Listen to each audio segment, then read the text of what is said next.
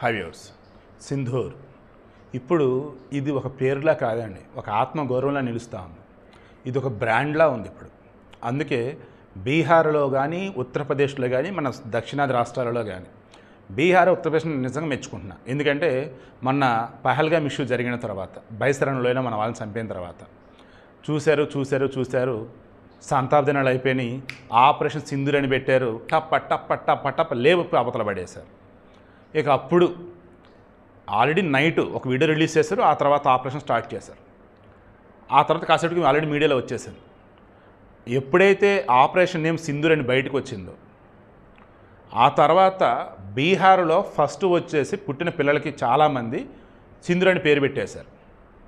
అబ్బాయి గనక పుడితేనేమో సింధూర్, అమ్మాయి గనక పెడితే సింధూరి.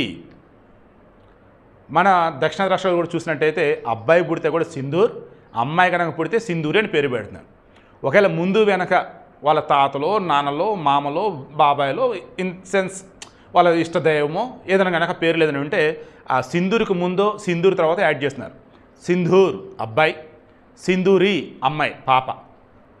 సో మరలా చెప్తున్నా, కొన్ని భయంకరమైన విషాద ఘటనలు చోటు చేసుకున్న తర్వాత కూడా అందులో నుంచి ఏదో ఒక పాజిటివ్ అంశాలు మనం వెతుకుతూ ఉన్నట్టయితే కొన్ని కనిపిస్తాయి. ప్రతి చోట కనిపిస్తాయి. అలా ఎంత భయంకరమైనటువంటి విషయంలో కూడా కొన్ని పాజిటివ్ అంశాలు కనిపిస్తాయి.